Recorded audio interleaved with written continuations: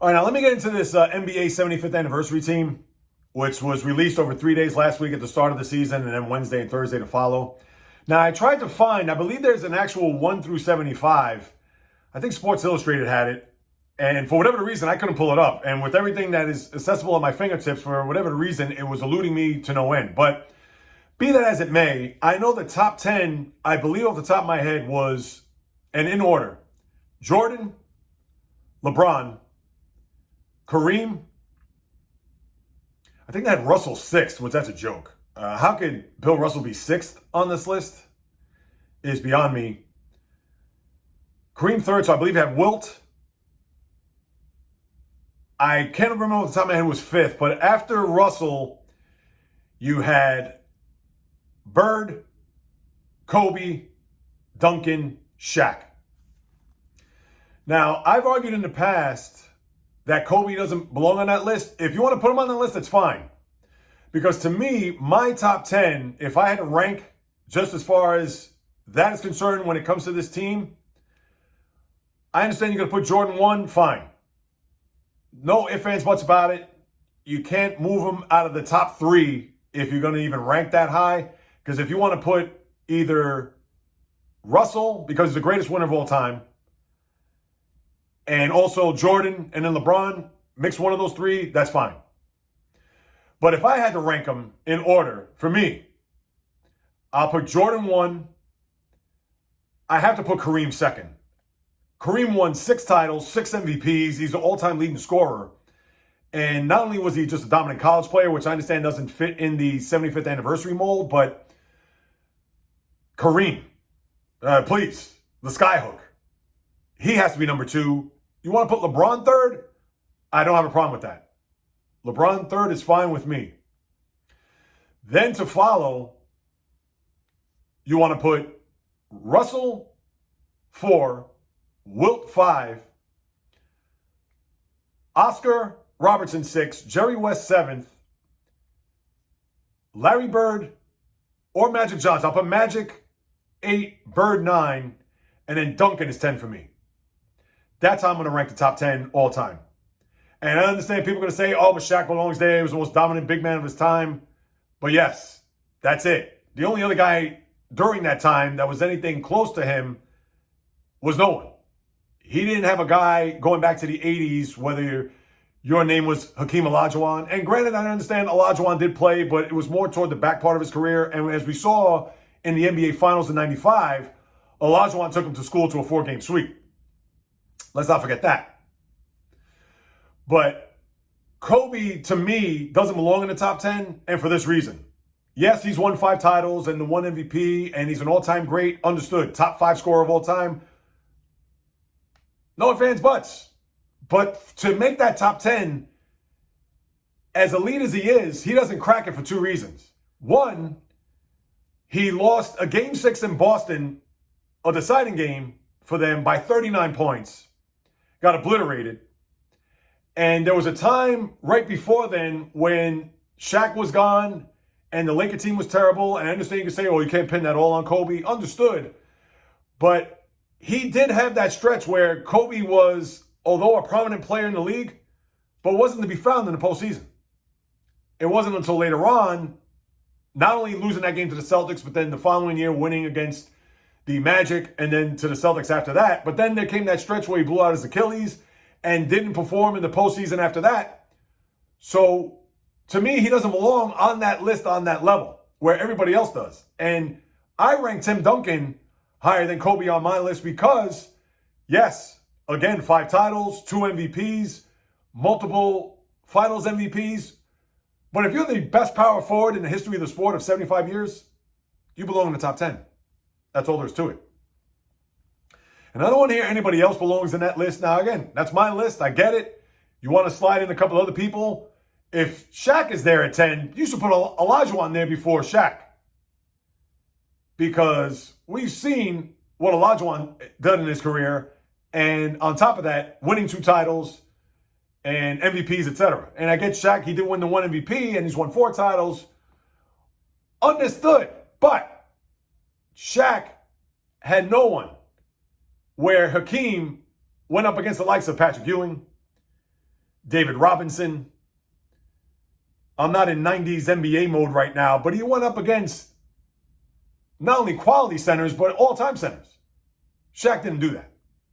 And it's not to kill Shaq or Kobe, any of them. They're all-time greats. We know that. But with the top 10 list, that's what I have to say about that. And as far as some of these other players that are in it, and I know there were a bunch of snubs. I know Damian Lillard made it to the top 75, and I'm not knocking Lillard at all. But if Lillard is there, how is Kyrie Irving not? And I am not the biggest Kyrie Irving fan, as people, if you've listened to this podcast, you know. His talent is otherworldly, understood. And forget about the off-the-court stuff with Kyrie Irving. And we get it that Damian Lillard is more of a point guard, although he shoots the ball a lot, and he shoots the ball from half court. He's like Steph Curry in that regard.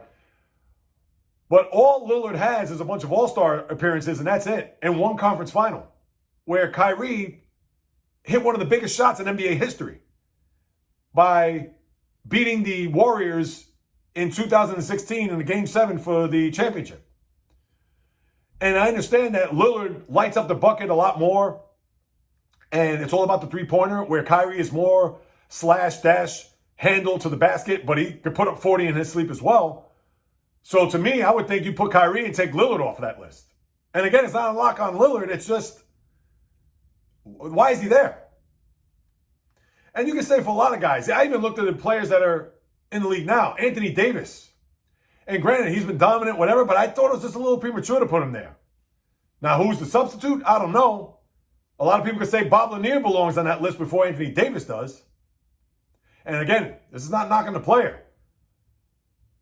But Davis, for the first 7 years of career, he was nowhere to be found on the NBA map playing in New Orleans. So some of those recent entries to the 75th anniversary team, it just doesn't sit well. And I'm a hard marker when it comes to this. I'm not one to be like, yeah, he belongs, yeah, that guy belongs, yeah, he deserves it. No, if you deserve it, you deserve it. And understandably and rightfully so. And that's the argument with Lillard being there, not Kyrie. Now, as far as some of the players that didn't make it or were snubbed, and I know Kyrie could be one of them if you want to argue that, for people to say Dwight Howard, really? Dwight Howard?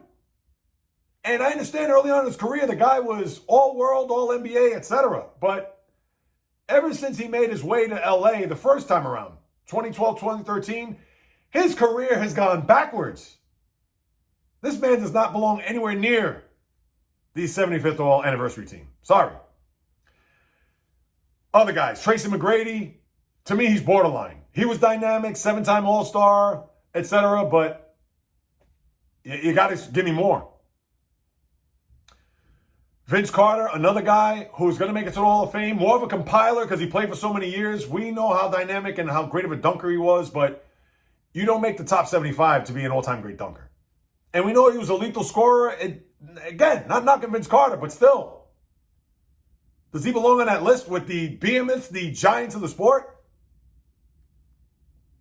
I mean, you could argue Manu Ginobili more so than some of these guys. Sixth man, I get it that he was an integral part of the Spurs' success there in the mid-2000s.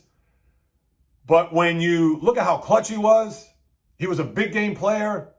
I understand he didn't win a Finals MVP.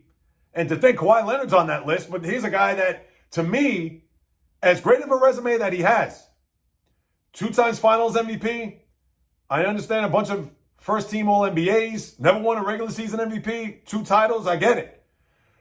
But sadly for me, I look at Kawhi Leonard more of a guy that is all about load management and playing 55 games a year than winning his championships.